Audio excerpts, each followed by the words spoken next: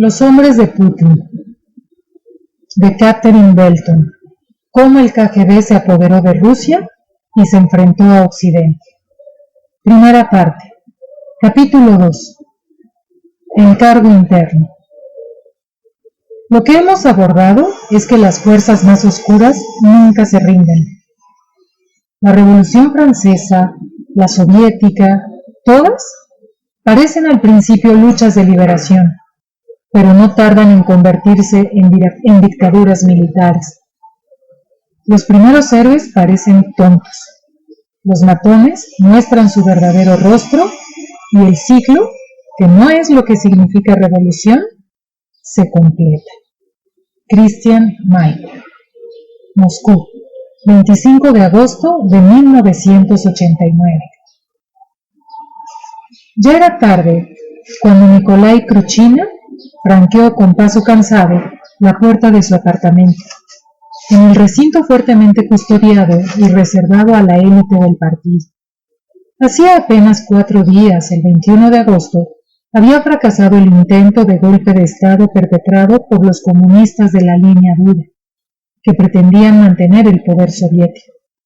Y ahora, las instituciones a las que Kruchina había servido durante casi toda su vida, empezaban a desmantelarse ante sus propias narices.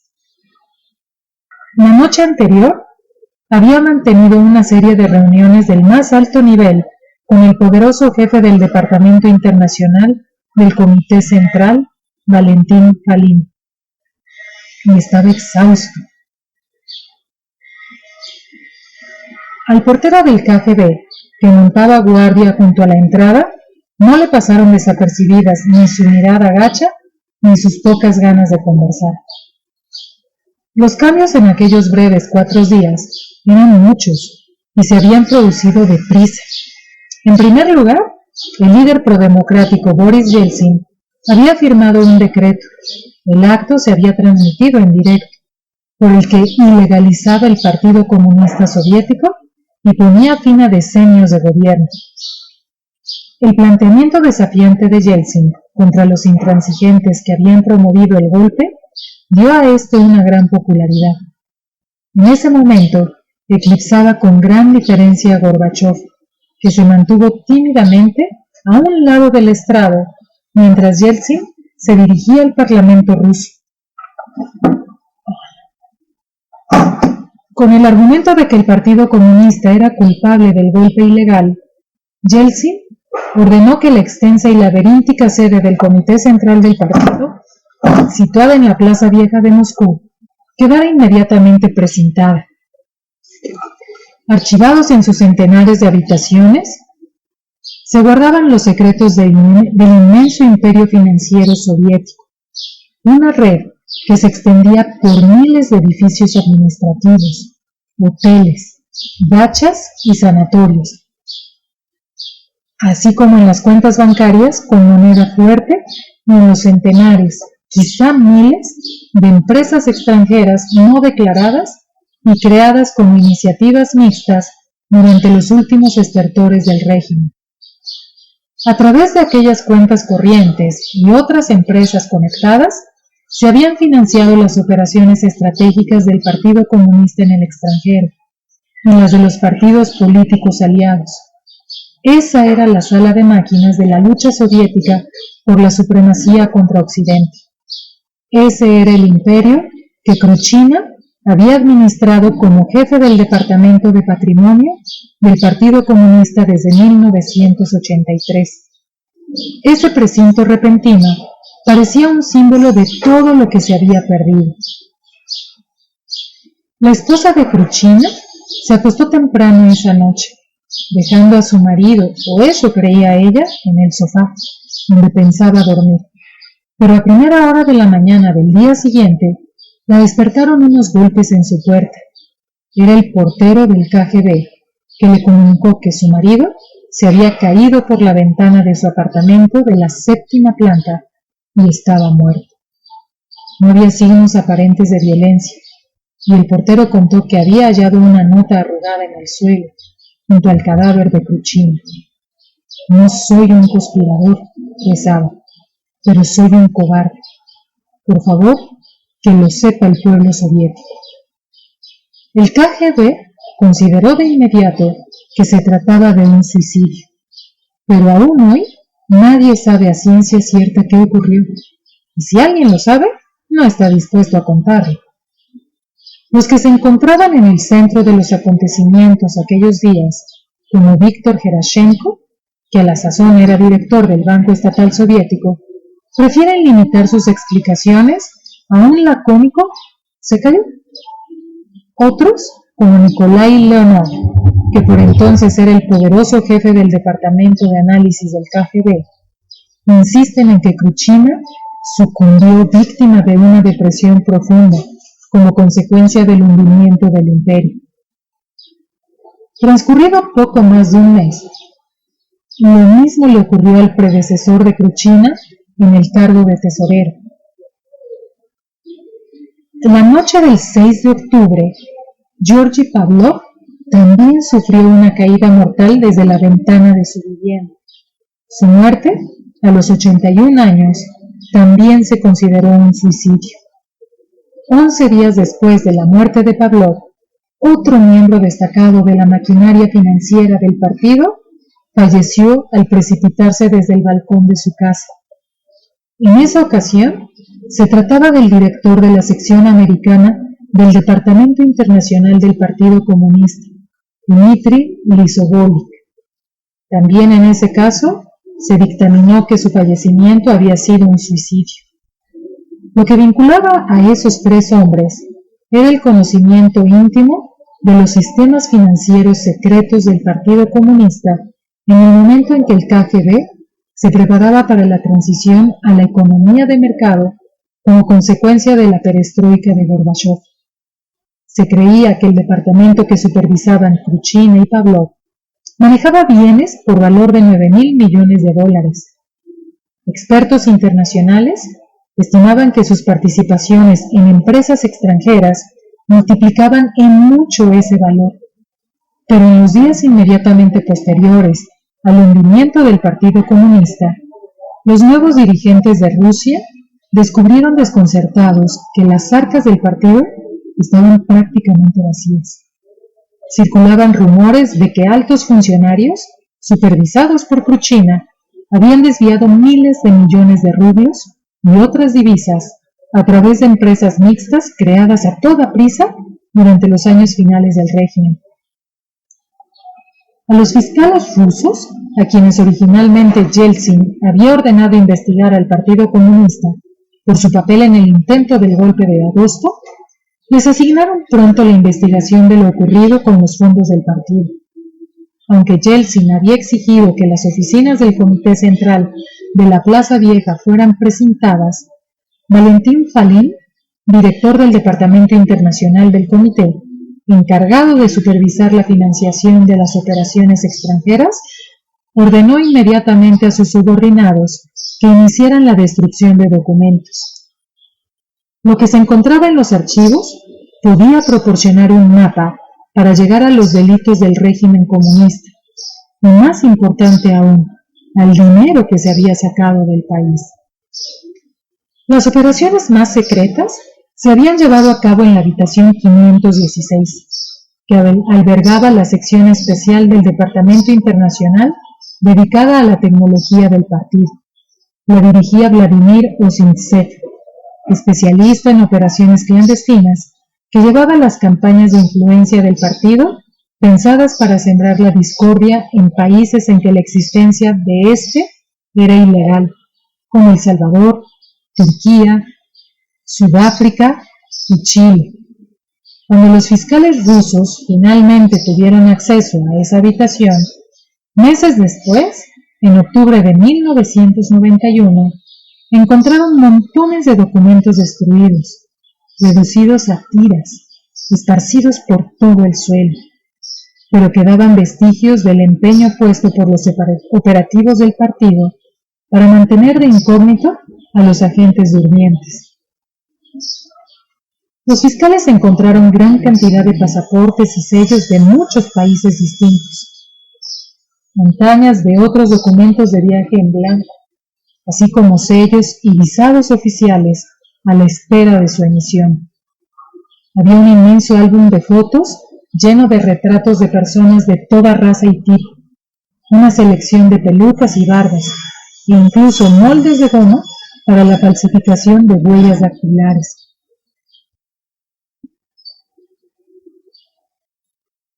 Uno de los empleados del Departamento Internacional, Anatoly Smirnov, se había revelado y había sacado a escondidas todo lo que había podido.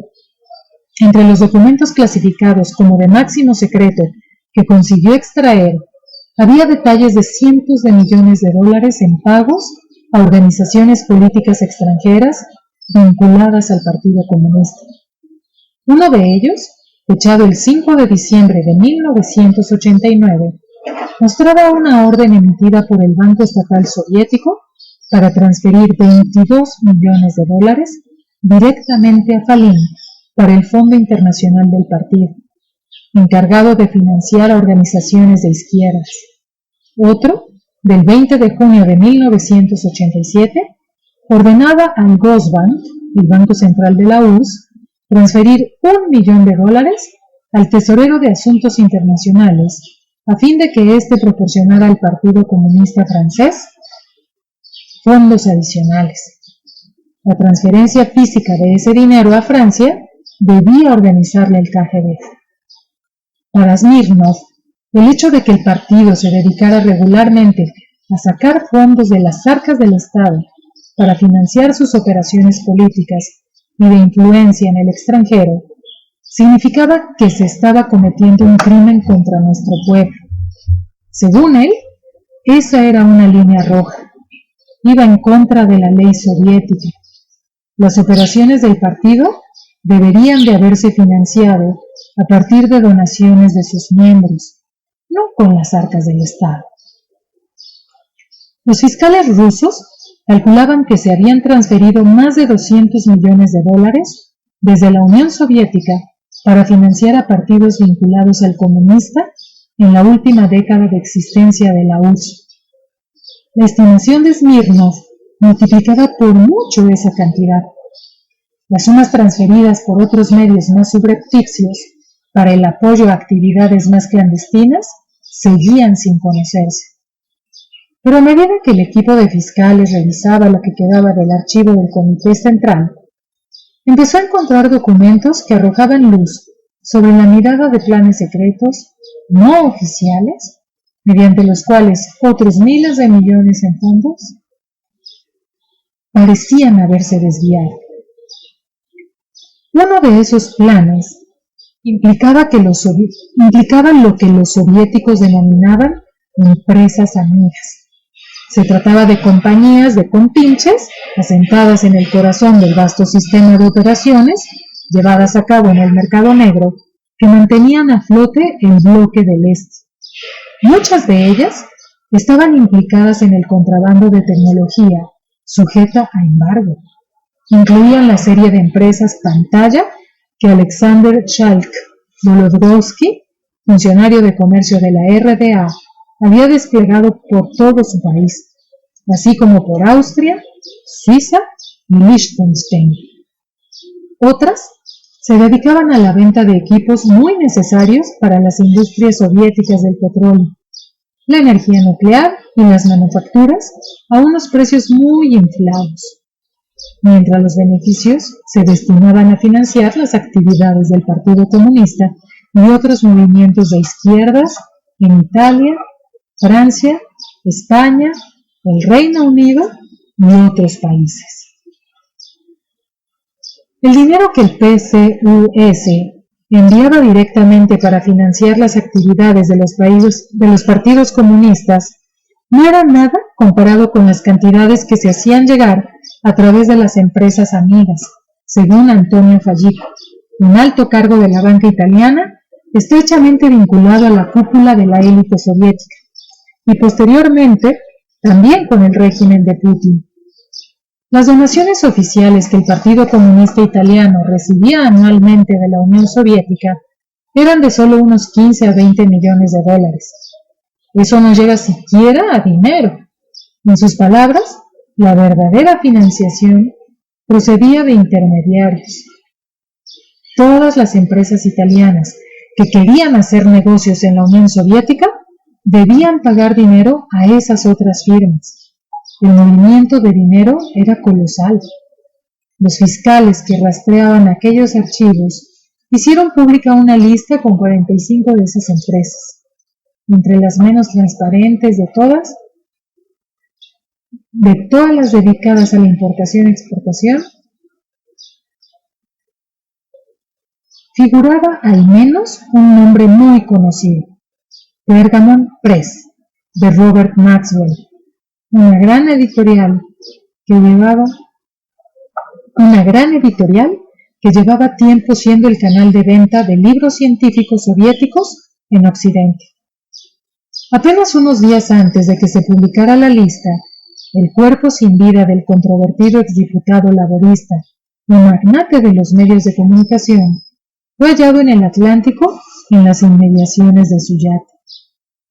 Entre otras empresas que trabajaban con el régimen soviético sin ser detectadas, estaban titanes de la industria europea como Fiat, Merloni, Olivetti, Siemens y Thyssen, según un exagente del KGB que trabajó estrechamente con Putin en la década de 1990, y según otro empresario que trabajó en aquellas empresas amigas en la época soviética. Dicho empresario, que solo aceptó hablar a cambio de mantener el anonimato, reveló que su empresa había suministrado material militar bajo la apariencia de equipo médico.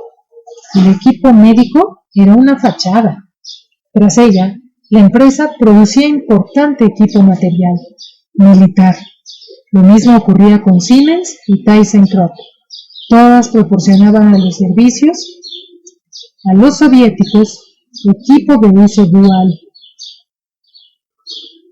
Aquellas empresas amigas no eran solo pantallas en el sentido que le damos hoy al término. Se trataba de algunas de las más importantes empresas europeas. Esa red de empresas amigas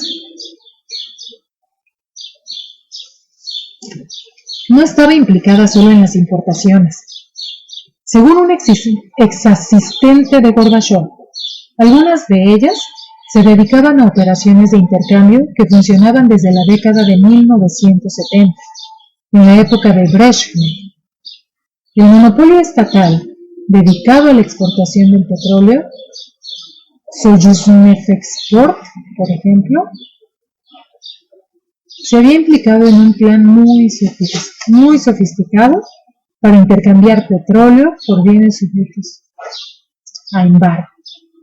En un primer momento, enviaba petróleo a través de distribuidores a unos inmensos depósitos situados en Finlandia, donde el origen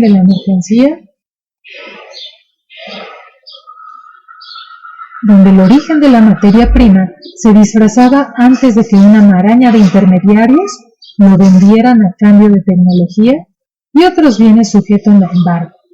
según un ex socio de Sojusnefexport. Las exportaciones de fertilizantes también llevaban mucho tiempo formando parte de esos planes. Para los fiscales rusos, que intentaban investigar las finanzas del partido, los rastros dejados por esas estrategias eran los más reveladores.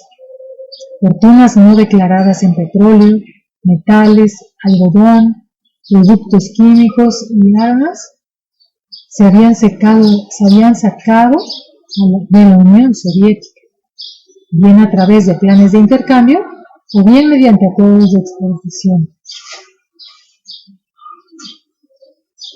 Y se habían vendido a precios de saldo a empresas amigas intermediarias en Occidente. Por medio de esos acuerdos de exportación, las empresas amigas compraban materias primas a precios internos soviéticos, que se fijaban por debajo de las reglas de la economía planificada, lo que les permitía obtener inmensos beneficios cuando, a su vez, las vendían a precios de mercado mundial. El precio global del petróleo, por ejemplo, era casi 10 veces superior que el precio soviético para uso interno en aquella época. Así, después podían sacar los fondos a través de una maraña de cuentas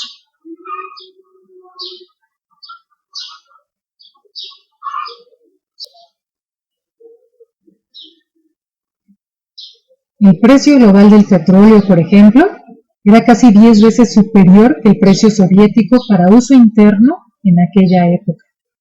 Así, después podían sacar los fondos a través de una maraña de cuentas en bancos amigos de Europa, como el Banco de Gotardo de Suiza y de paraísos fiscales de Chipre, Liechtenstein, Panamá, Hong Kong y las islas del Canal Británicas.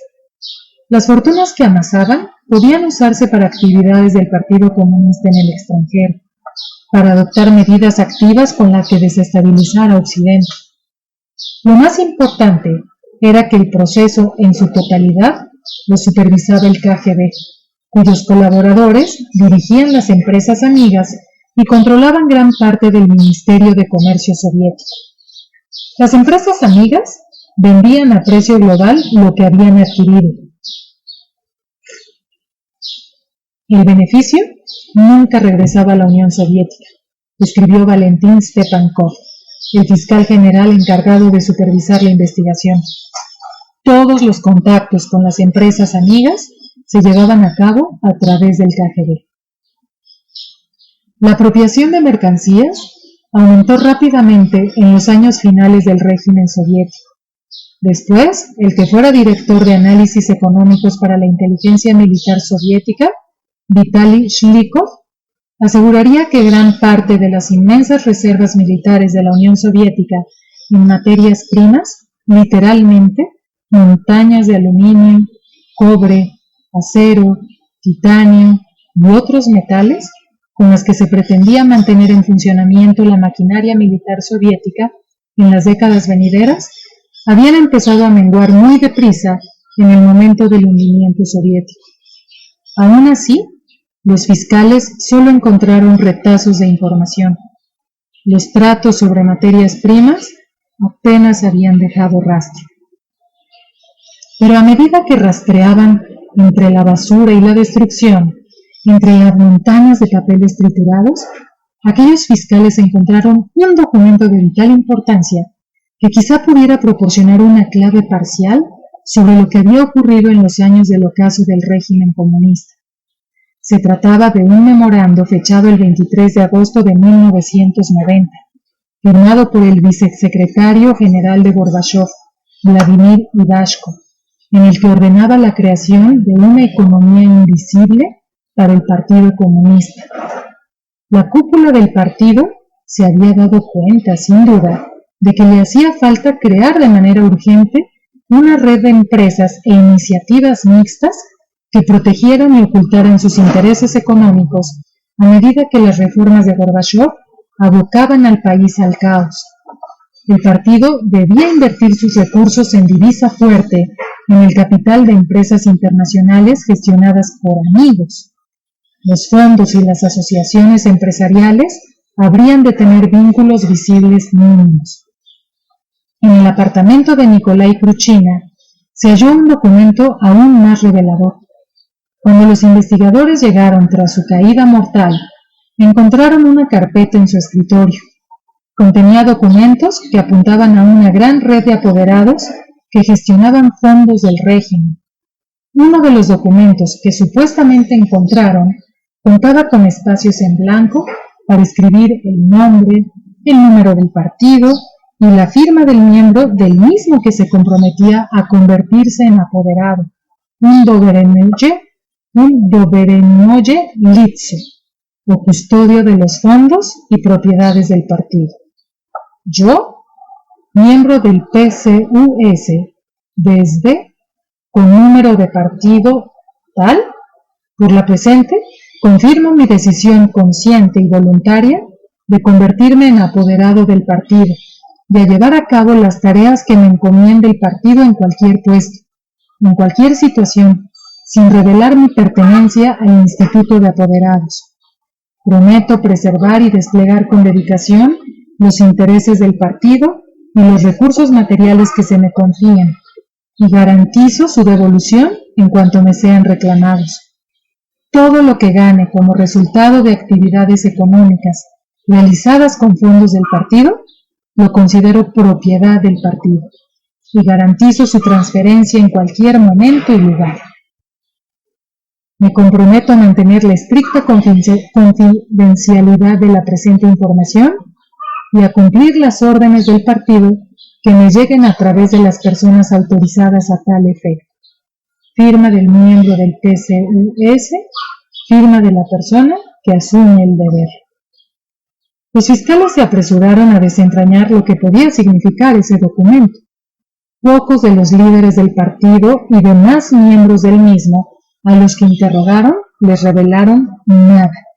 La mayoría aseguraba desconocer dichos planes, pero el equipo de fiscales tuvo un golpe de suerte al encontrarse con Leonid Veselovsky, excoronel del Directorio de Inteligencia Exterior del KGB.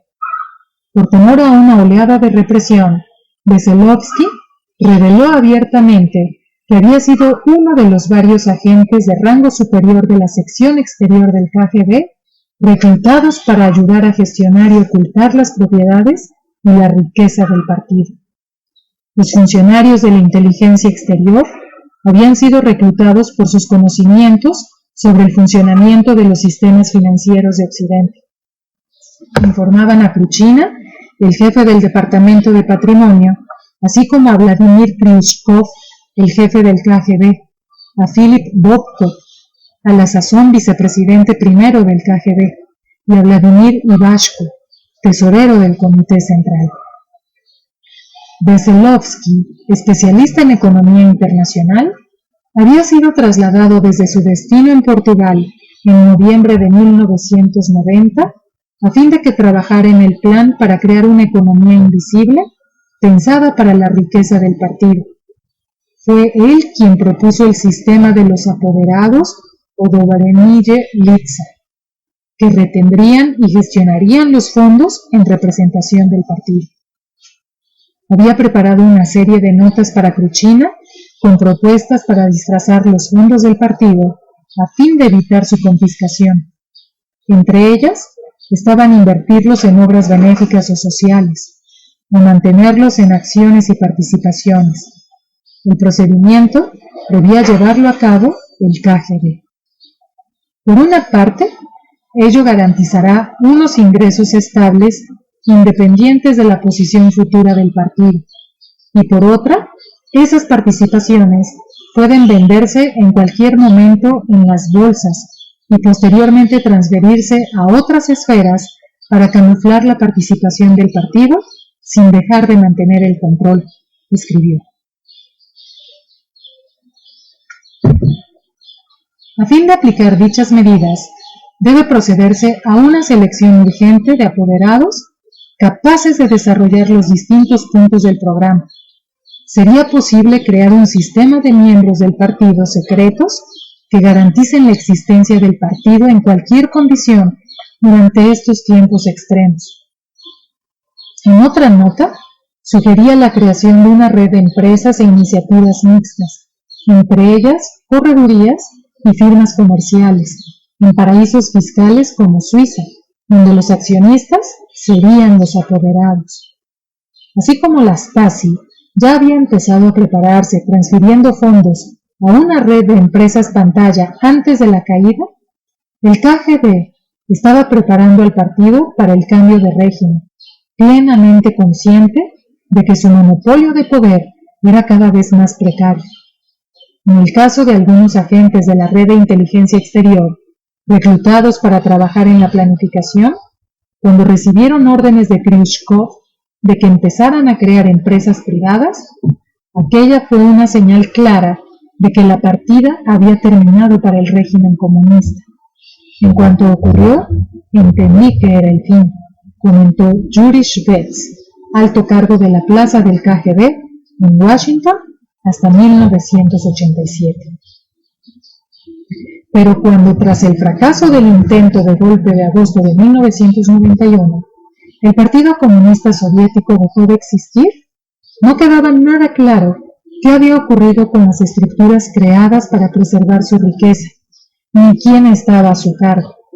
Para los fiscales rusos encargados de la investigación, los documentos encontrados en los archivos y en el piso de Kruchina solo aportaban unas líneas muy generales sobre la red, las cifras y los engranajes de los planes.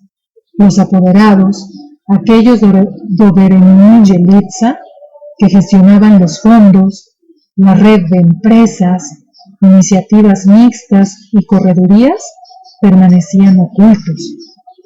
Preguntados posteriormente sobre los documentos, exmiembros del Politburó insistieron en que el hundimiento se produjo tan rápida e inesperadamente que nadie tuvo tiempo de aplicar los planes de Ivashko para la economía invisible. Pero los fiscales hallaron abundantes indicios de que el proyecto sí había llegado a activarse, al menos en parte, y estaba bastante avanzado, y también de que parecía dirigirlo el brazo de la inteligencia exterior del KGB. La evolución profesional de Veselovsky era solo una pista.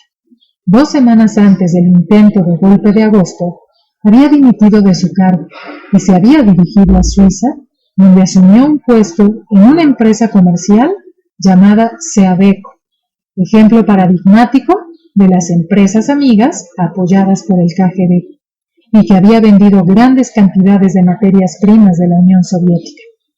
La empresa la dirigía un expatriado soviético llamado Boris Girstein, que en la década de 1970 se había trasladado primero a Israel y posteriormente a Canadá, donde creó una serie de empresas mixtas, una de las cuales con una luminaria de la inteligencia extranjera soviética.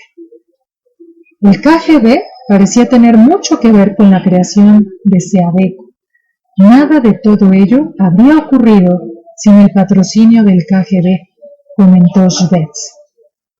Preguntado al respecto, el ex jefe del KGB, Vladimir Khrushchev, admitió que la empresa comercial había sido creada como un canal para los fondos del Partido Comunista, pero insistió una vez más en que los planes no habían llegado a aplicarse, que no había habido tiempo antes del hundimiento del régimen, pero aparecían señales reveladoras de que la relación de Seabeco con el KGB había sido continuada. Se filtró una conversación telefónica pinchada entre un socio de Seabeco y un jefe de la inteligencia exterior rusa. En ella, los dos hombres trataban abiertamente de la red comercial que habían creado. Ese colaborador de Seabeco, Dmitry Yakubovsky, hizo público que Seabeco había recibido decenas de millones de dólares para financiar operaciones del KGB en Europa. En todo caso, cualquier posibilidad de los fiscales de seguir el curso del dinero pareció esfumarse cuando Veselovsky desapareció de su puesto en Suiza sin dejar rastro. Sin una financiación adecuada y con apenas un ligero rastro en papel, los fiscales no tardaron en toparse con un muro. En el interior de Rusia, habían podido reseguir la transferencia de miles de millones de rublos desde el Departamento de Patrimonio de Kruchina hasta más de un centenar de empresas del partido y bancos comerciales. Pero sus intentos de recuperar ni que fuera algo fueron en vano. El nuevo gobierno de Yeltsin parecía tener escaso interés en encontrar ningún fondo entre el caos del hundimiento soviético. Durante un breve instante pareció que aquello iba a cambiar cuando Yegor Gaidar, el nuevo primer ministro reformista de Yeltsin, un hombre de cara redonda, anunció a bombo y platillo que el gobierno había contratado a Kroll, la empresa líder en investigaciones internacionales, para que encontrase el dinero del partido. Pero tras firmar un contrato de $1,5 millones y pasarse un año rastreando el mundo entero en busca de los fondos desaparecidos del partido, Kroll parecía haber avanzado aún menos que los fiscales. Al parecer, no había nada sobre lo que informar.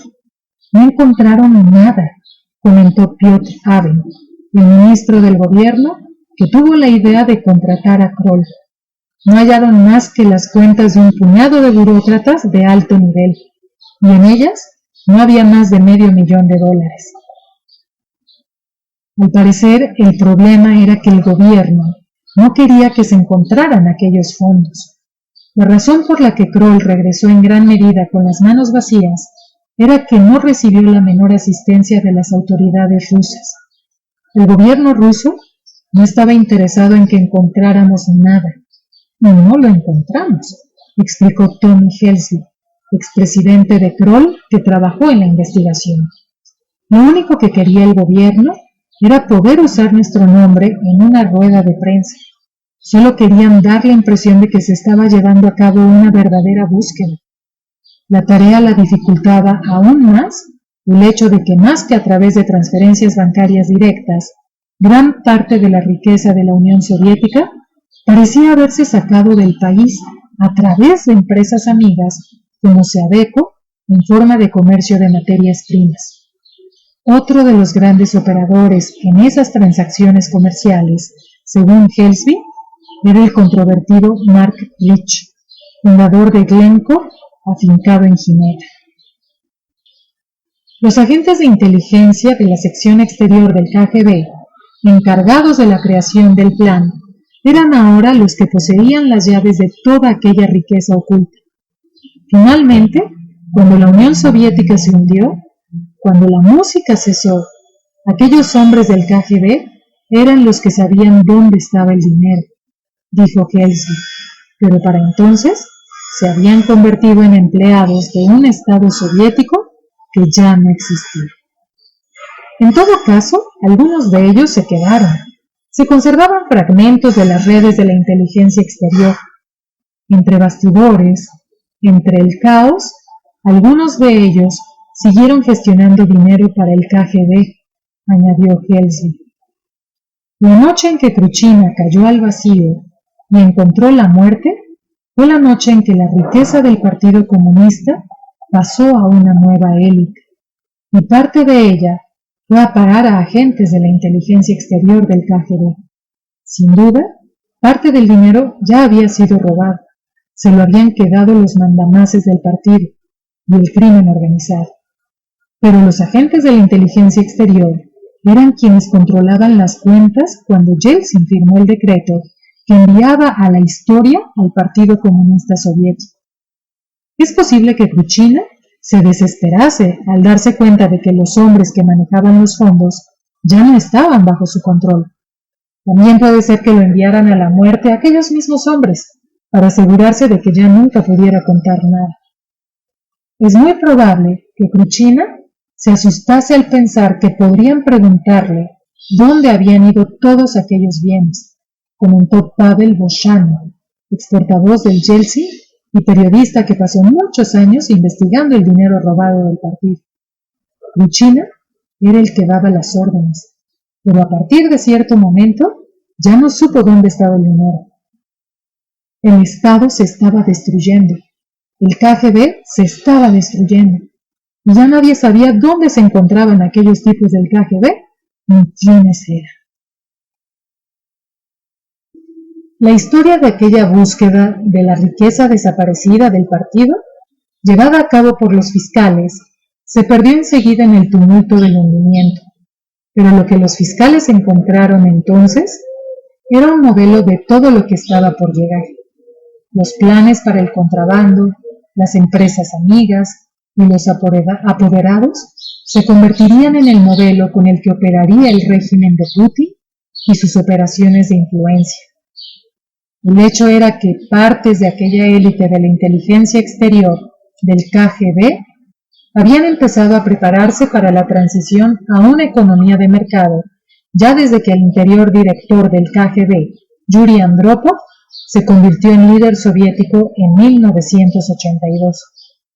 A principios de la década de 1980, un puñado de economistas soviéticos habían empezado a abordar discretamente la necesidad de acercarse a la economía de mercado, criticando en susurros, en la intimidad de sus hogares, la ineficacia crónica de la economía soviética, y publicando clandestinamente tratados sobre la necesidad de reformas.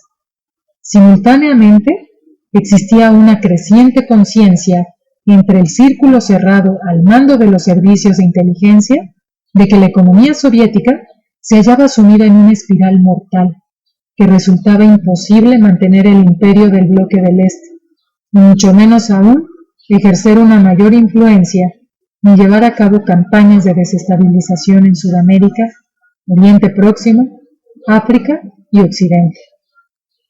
Si uno pretende aplicar las políticas propias de un gran imperio, ha de ser capaz de invertir grandes sumas de dinero, comentó una persona que en aquella época trabajó estrechamente con altos mandos de la inteligencia exterior de mentalidad reformista.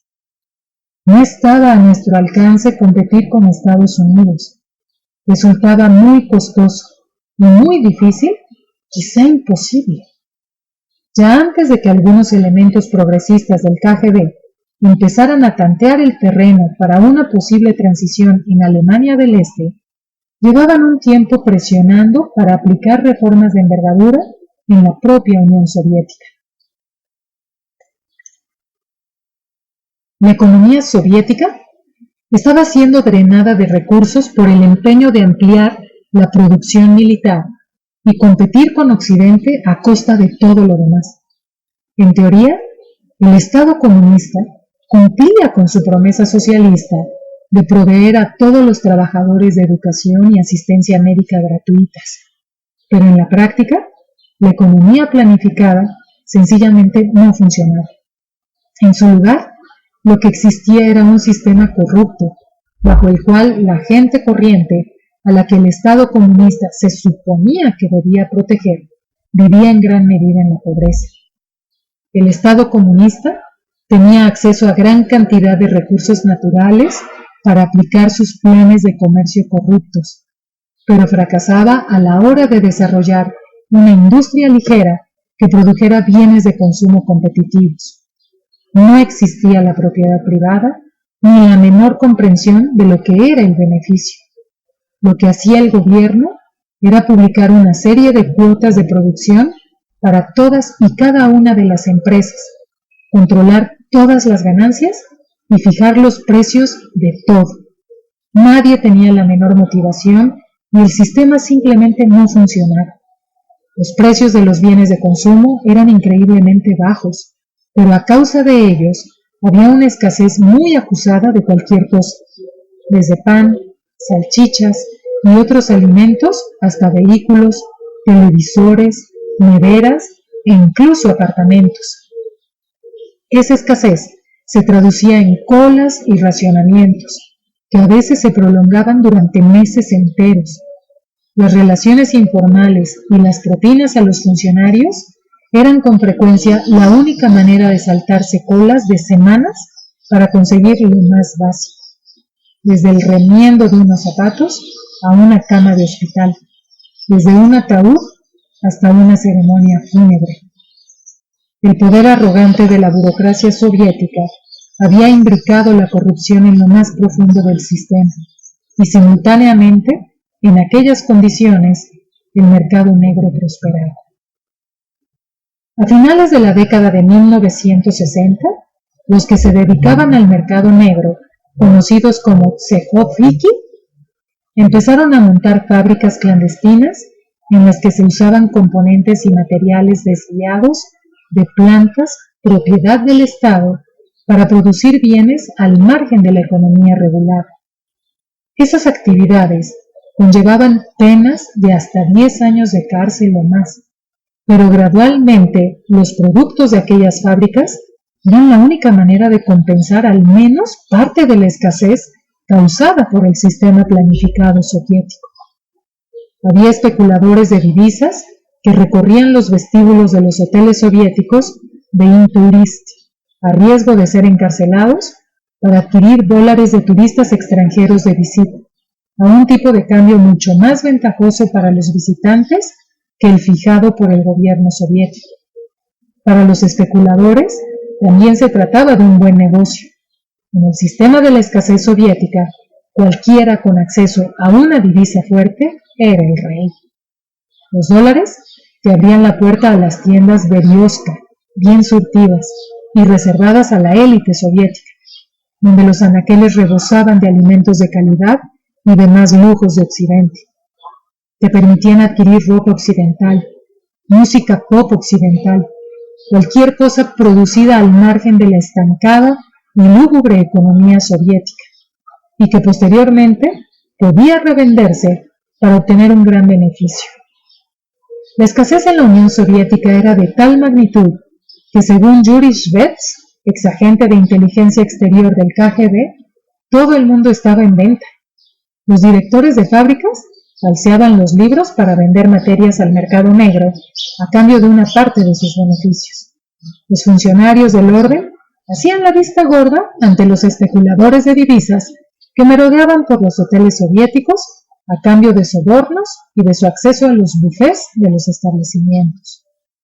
Y en la cúspide de la pirámide, desde la década de 1970, la élite del partido se llevaba una porción del pastel de las tramas de contrabando y comercio ilegal.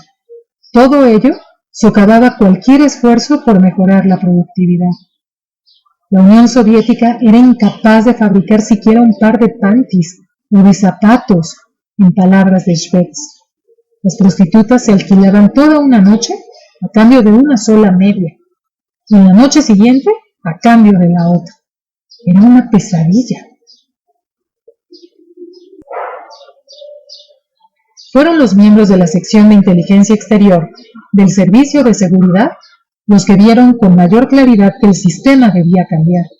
Eran ellos los que viajaban y veían cómo funcionaba en Occidente la economía de mercado, los que constataban que el sistema socialista no conseguía mantenerse al día de los avances tecnológicos del mundo occidental. Entre ellos estaba el legendario jefe de la inteligencia militar soviética, Mikhail Milstein, un hombre corpulento y calvo, de cejas pobladas, que había servido durante décadas en Estados Unidos y que regresó a Moscú para dirigir el Departamento de Inteligencia en la Academia Militar Soviética. En la década de 1970, se trasladó al Instituto para Estados Unidos y Canadá un vivero de ideas que cooperaba estrechamente con el influyente Departamento Internacional de Falun, donde formaba parte del grupo que buscaba maneras de lograr un acercamiento a Occidente. En los pasillos de aquel instituto, que ocupaba un elegante edificio pre-revolucionario, discretamente ubicado en una calle estrecha y arbolada, algo alejado de las avenidas principales de la capital, Milstein trabajaba junto a otros compañeros pertenecientes a la élite de la inteligencia exterior en propuestas de desarme. Estableció estrechos vínculos con el exsecretario de Estado, Henry Kissinger, en su búsqueda de soluciones para lo que él denominaba el círculo vicioso de distanciamiento en Occidente. Al otro lado de la ciudad, en lo más profundo de los barrios periféricos del sur, en un bloque de pisos construido en la década de 1970, un grupo de economistas del Instituto para la Economía Mundial y las Relaciones Internacionales, conocido por las siglas INEMO, se había puesto a trabajar en reformas con las que empezar a relajar el monopolio estatal soviético sobre la economía. Entre ellos estaba Raif Simonian, un brillante economista de 30 y pocos años, hijo de un general de alto rango en la inteligencia militar soviética. Trabajaba codo con su delegado, Andrei Akimov, un agente de la inteligencia exterior, al que posteriormente destinarían a la dirección del Banco Soviético en Viena, y que más tarde se convertiría en uno de los financieros más importantes en el régimen de Vladimir Putin. Simonian emprendió viajes de investigación a Alemania del Este, donde constató con claridad lo rezagada que se encontraba la economía soviética. Era otro mundo, dijo. Ya en 1979, Simonian había trabajado en una reforma pensada para atraer capital extranjero a la economía soviética mediante la creación de iniciativas mixtas entre empresas extranjeras y soviéticas. Se trataba de una medida atrevida que erosionaría el monopolio soviético, sobre todo en el comercio extranjero, y fue vetada de inmediato por el director del instituto. Pero cuando en 1983 Andropov nombró a un nuevo director, se inició una vida absolutamente nueva, según recordaba Simonian. Alexander Yakovlev, el flamante nuevo cargo, había sido embajador en Canadá y llegaría a ser mentor de Gorbachev y padrino de su perestroika. Simonian también cooperó estrechamente con Yevgeny Primakov, un agente de la inteligencia extranjera con aspecto de mandarín que había trabajado muchos años en Oriente Próximo, de incógnito como corresponsal del periódico soviético Pravda, donde creó fuertes lazos con Saddam Hussein en Irak y con otros líderes que gravitaban en la órbita soviética. A lo largo de toda la década de 1970, Primakov trabajó en el IMEM, cooperando estrechamente con Milstein en el Instituto Americano para Estados Unidos y Canadá, y asumió la dirección del IMEMO cuando Yakovlev fue ascendido a un cargo en el Politburó. A partir de ese momento, dirigiría uno de los principales nidos de progresistas en la sección de la inteligencia exterior. IMEMO, en efecto, se convirtió en una de las salas de máquinas de las reformas promovidas por la perestroika.